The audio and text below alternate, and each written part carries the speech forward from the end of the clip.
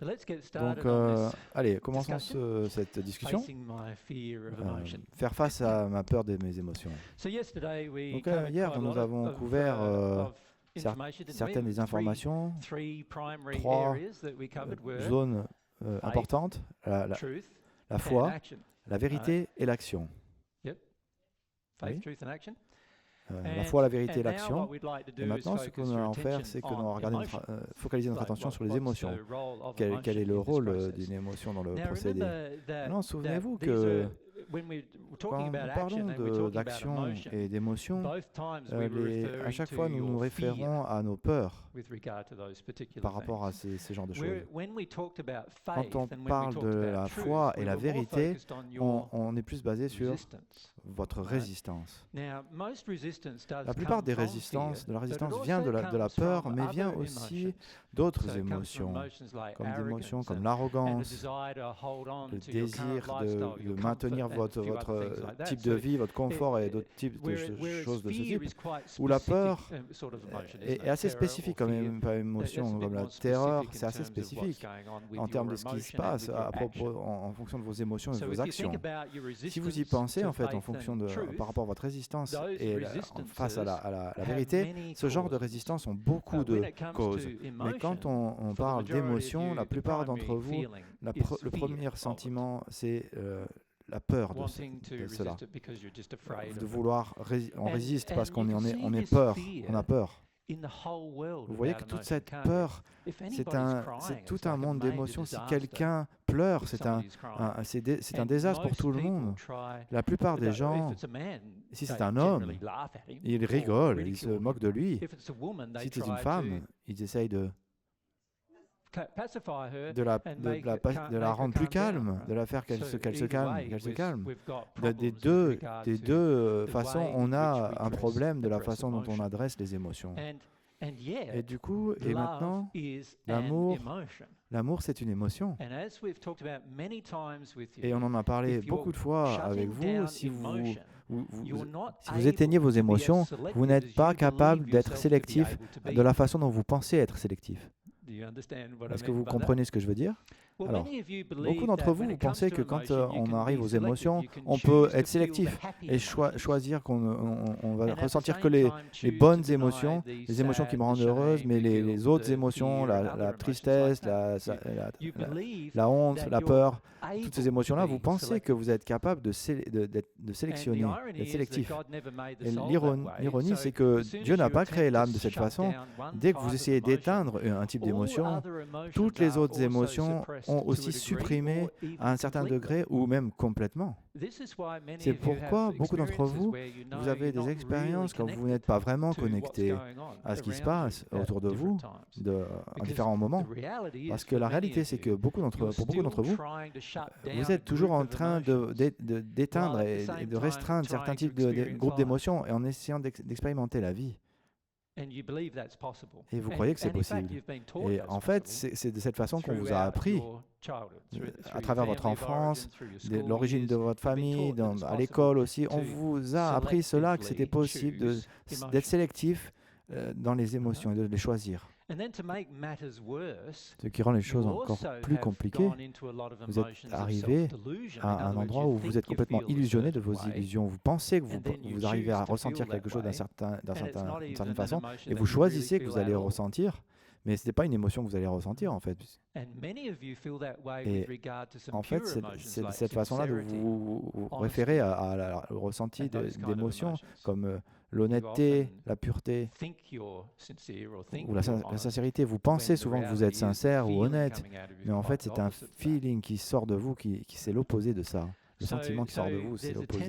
Donc il y a une tendance à être vraiment, et même vous tromper vous-même par rapport aux émotions et de vous illusionner vous-même à propos des émotions. Et en fait, vous êtes, à mon sens, beaucoup d'entre vous, vous êtes fous. de façon psychotique. Parce que malheureusement, c'est ce qui se passe.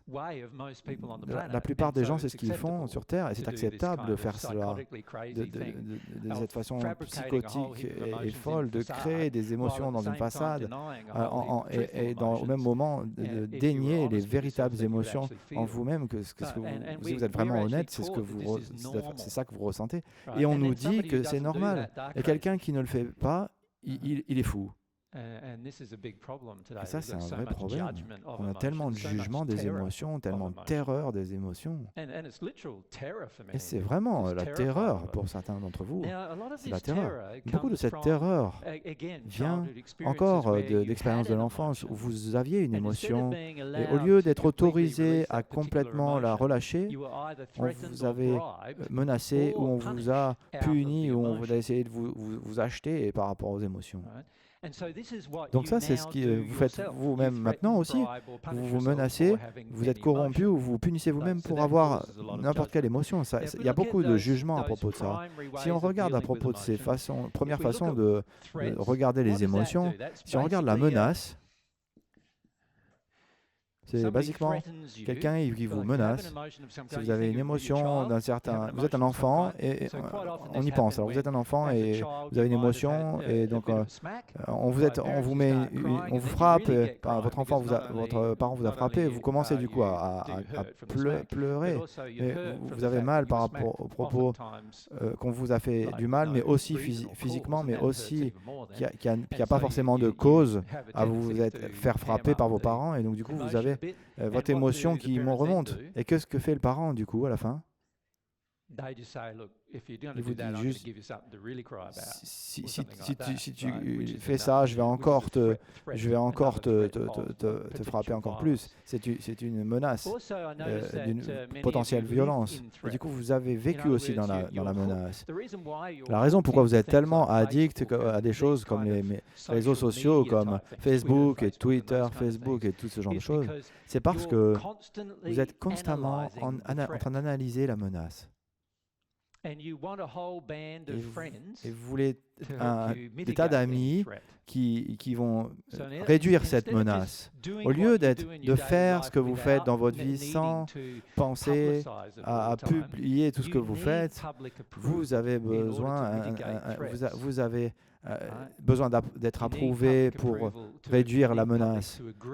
Vous avez besoin que le public soit d'accord avec vous. Vous avez besoin que vous avez des likes et d'être approuvé. Vous avez besoin de partager votre vie pour que d'autres gens savoir que d'autres gens sont intéressés à vous au lieu de regarder pourquoi les émotions sont là en vous et ce qui font que vous faites ça. Et c'est une indication que vous avez peur de ressentir des choses. C'est ce genre d'attitude.